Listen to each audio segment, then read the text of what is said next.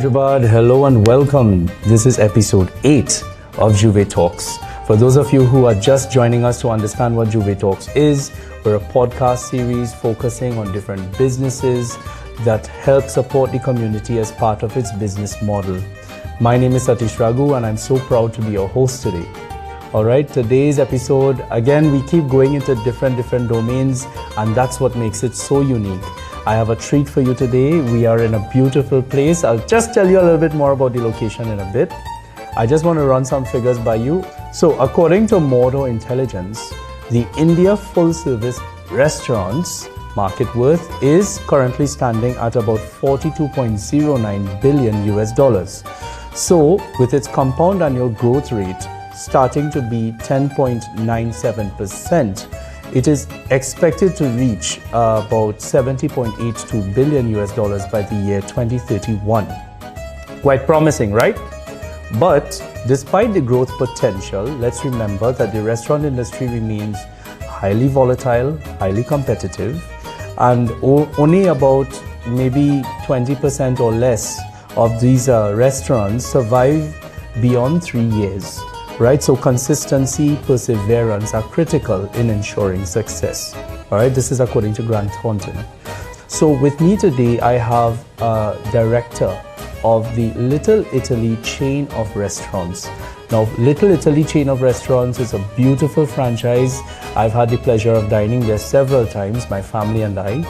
They serve the best, richest food that you can imagine.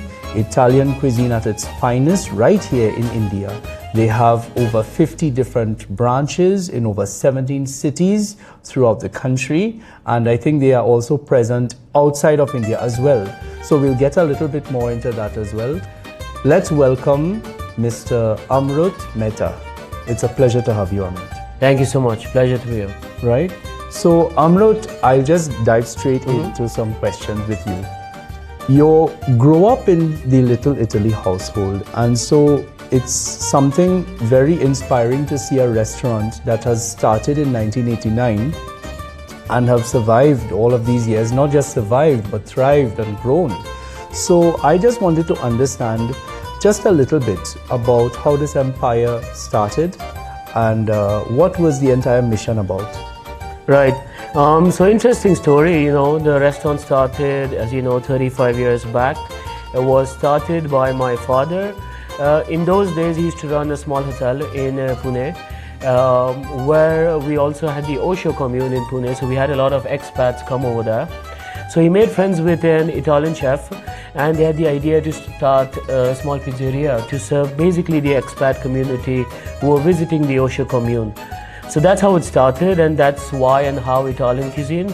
Also we're Gujarati, so vegetarian food works for us, and the disciples of the commune also followed a Sattvic diet. So it became a vegetarian restaurant. Over the years, the restaurant grew from strength to strength.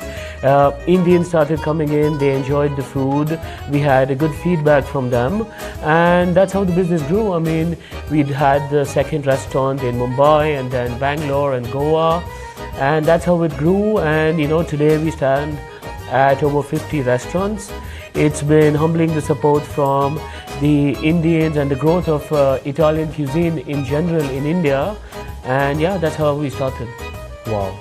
It's an amazing story, and I'll tell you what, during the course of the episode, we'll be not only showcasing different images and videos of their food, but we'll also be showing you just a bit of imagery about the restaurant, this beautiful place that we're recording in as well. So, I just wanted to understand, because again, it's a legacy business. When you are transitioning, or you have a director who is in one generation and the son is also participating, when was that exact moment that you felt that I no longer want to be just the founder's son, I want to be a part of that movement to this generation and beyond? I mean, I've been a part of the company full time for 10 years now. I believe that point came when not that where I wanted to or where I got the opportunity to do it was in COVID.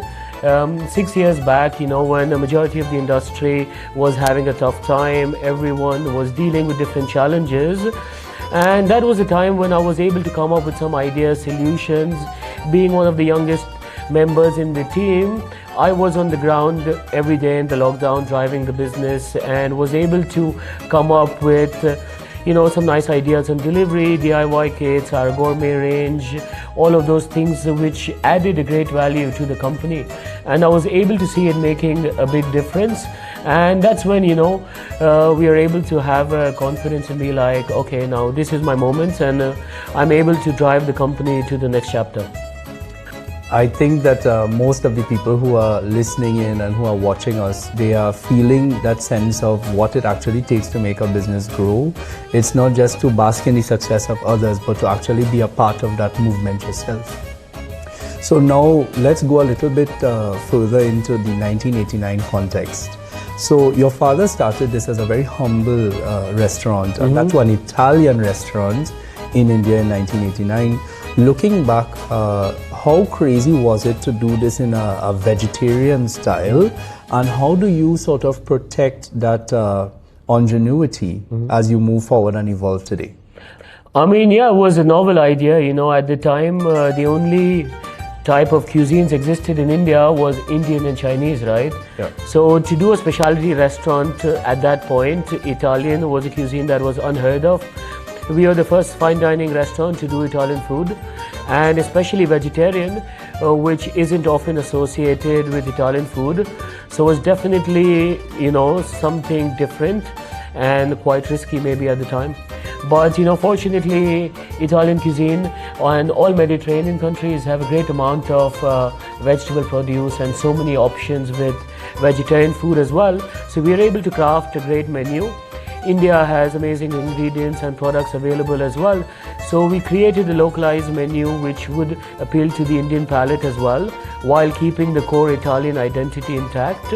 And fast forward 35 years, vegetarian food is our USP now. India also has a minimum 50% vegetarian population, so it's worked in our favor, and I feel that's what our brand is known for today. So happy to be here. Let's talk a little bit about that kind of second generation friction. When things are done a certain way for a prolonged period of time and you kind of bring new ideas to the fold, it can create these little frictions here and there. So I want to know, what were the new ideas that you had brought to the table that was met with some bit of resistance, and how did you convince your dad that this was actually the right move? That's a tough one. I mean, family businesses aren't ever easy. Oftentimes being a legacy business or a business that's been running for 35 years, there is sometimes resistance to change. I feel one of the main ideas or the main changes I was able to bring about was the overall digital transformation of the company, maybe our online ordering ecosystem, our app, or digitizing of our system processes, creating dashboards, so we can have all the data insights in front of us. Those were things which back in 2018, 2019 was still not very easily possible, or not everyone was doing it. Together with our digital marketing strategy and a lot of focus on digital marketing was quite new for the company, given that back in those days we grew organically through word of mouth. The market was less competitive, so yeah, it was not the easiest to get these changes done. But fortunately, over a period of time, we made small steps, we made progress. We were able to give my father and other people in the company confidence to trust us, and we've been able to build it up, and today we have a great digital ecosystem. I wanted to kind of talk a little bit about its concept of authenticity with the marriage of the Indian palate. Right, Little Italy is always known for bringing that authentic Italian taste to India. So what I wanted to understand is, when you take, for example, a very secret, almost sacred family recipe from an Italian chef and you bring it to an Indian palate, how do you keep that authenticity without compromising? That's an interesting one. I feel is a fine line between let's say localizing food or customizing food and sort of fusion. We are absolutely against fusion. we want to do authentic Italian food, and we do authentic Italian food. But at the same time, I feel with any hospitality business is so important to localize the product, customize the product, and customer is king. So for us to adapt Italian food to the Indian palate was something we were able to do with time and feedback from our customers. For example, we are more likely to use more chili and garlic in our food because the Indian palate is a bit more evolved and we like more flavor. Our pastas may be cooked a little bit more because Indians don't like the bite, so it's not so al dente. So small localizations and customizations like this have been able to make our product more privy to Indians. And over a period of time, it's been a journey, and yeah, it's been nice. I think earlier you had touched a bit about this kind of approach to digital marketing and sort of evolutionizing the entire concept. Now, I wanted to just introduce a little bit of tech talk here in this talk. You introduced rather cloud kitchens and an Akasa gourmet grocery line. So did you see Little Italy moving to become more of a tech-enabled food company rather than that traditional idea of an Italian chain of restaurants? I mean, I see it more as an additional vertical that we add to the business rather than something that would replace the traditional restaurant business. I'm a firm believer that traditional hospitality and the human touch can never really completely be replaced by technology. The kind of service delivery or the warm hospitality a human can provide to another human, that sort of connection and is unmatched. I feel it is an additional vertical. Delivery is an additional layer that we add to our existing business. So is the gourmet grocery line, as we see increased adoption of gourmet cooking at home in India, and the evolution of home chefs and the accessibility, more importantly, to products like this.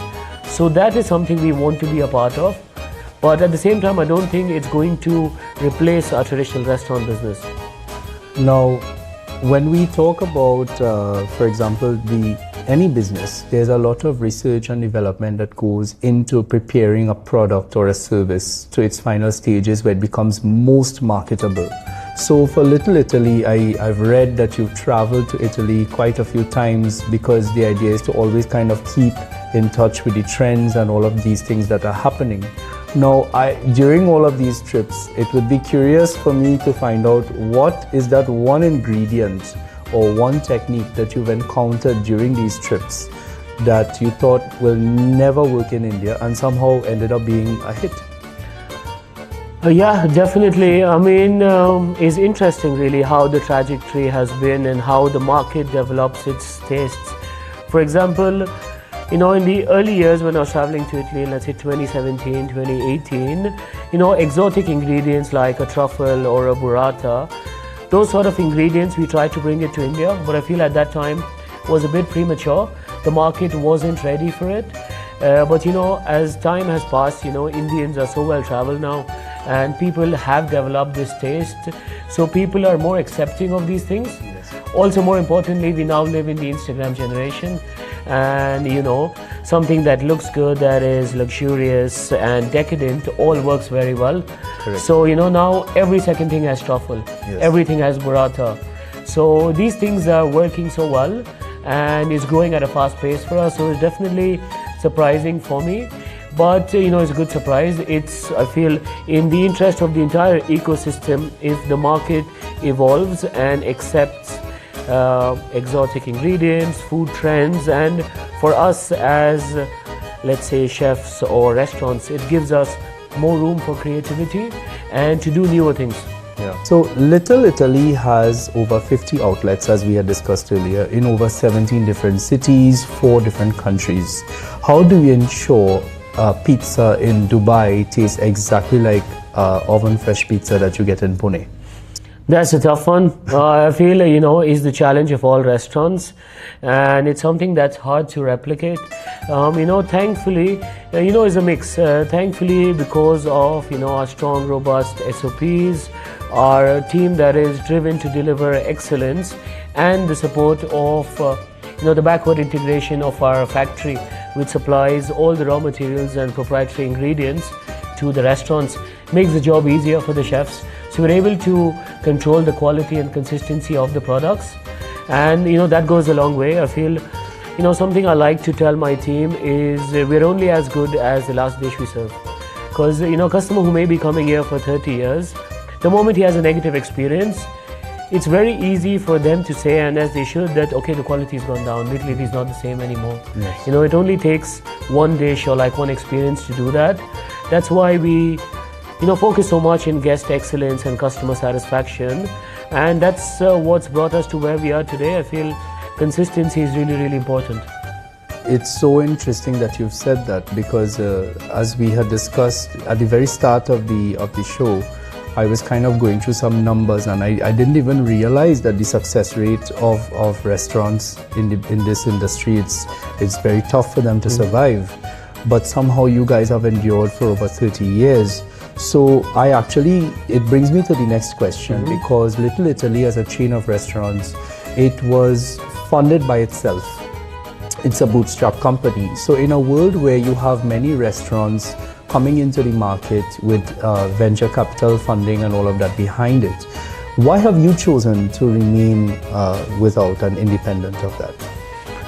Yeah, that's true. We've chosen to be bootstrapped. I guess it's because, we're passionate about the business. We're attached to the business. It's a family-owned business, sort of conservative. We want to be attached to the business. So we always wanted to be in the position to make the decisions for the business and, grow it as per our vision, apart from, let's say, somebody else like a venture capitalist who's telling us what to do, or we have to pivot or move away from our core ideology. Additionally, fortunately, our business is profitable, so the internal accruals take care of the growth, and we also work on the franchise model, right? So my franchisees are actually my growth engine and investors, so they help us grow at a faster rate. It lets it be capital light for the company, and we're able to grow at a faster rate.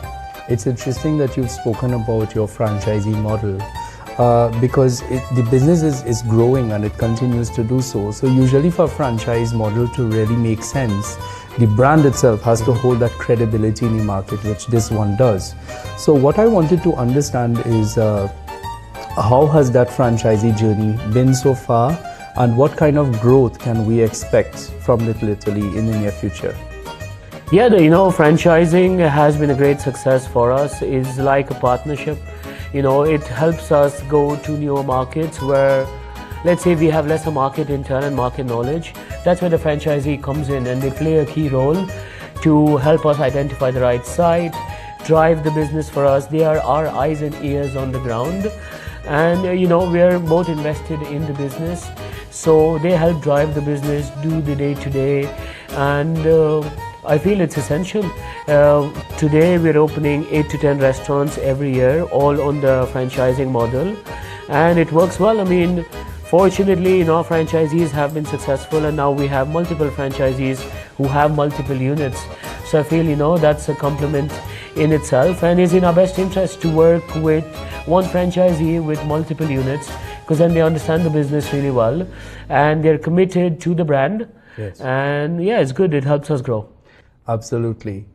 Now, for those of you who don't know, Mr. Mehta is a 30 under 30 achiever. So what I wanted to understand is, when you first started in your journey in leadership and all, you would have gotten some kind of advice from a mentor. Maybe at that time, you didn't pay any attention to it, but now, having been there, done that, what is that one piece of advice that you probably didn't take from your mentor that you now realize it's actually crucial for success, and you have to share it with your team? Not that I did not take the advice, but I feel, in a business like this, I feel, customer is king, and trust in the brand is very important. And yeah, to develop a good relationship with the customer is one thing I've learned. Like, even if a customer has a bad experience, if you're able to deal with it in the right way, give the customer the respect and answers that he deserves, he's going to come back a second time. I mean, I feel that's what hospitality is. I mean, we need to develop a relationship with the customer, make sure they're happy and feel accommodated at the restaurant. So that is one thing. Also, another sort of advice that I got, which maybe I did not fully understand at the time, was by my father.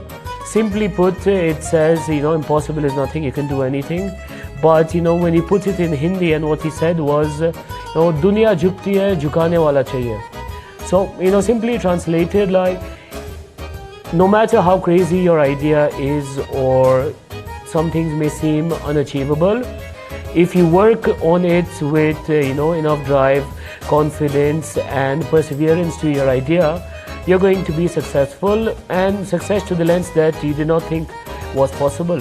So I feel that would be an important takeaway for future entrepreneurs or anybody who thinks that their dream is too big or something is unachievable. So I feel that's one thing I would say.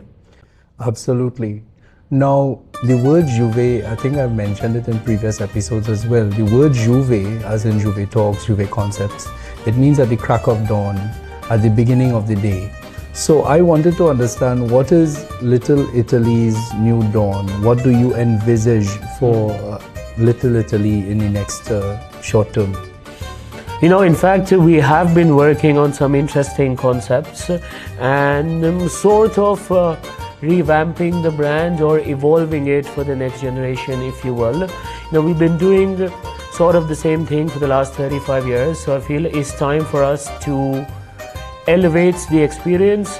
With that, I mean elevating the ambience, making it more experiential, having events and activities, community program, more interactive, innovative dishes, a bar program, a cocktail program. All of these things I feel is the need of the hour today to attract a newer audience, the Gen Z, and stand out in the market. I feel today we're in an age where we're spoiled for choice, is competitive, and people are ready to accept new things. So I feel it's an exciting time to be a part of the industry.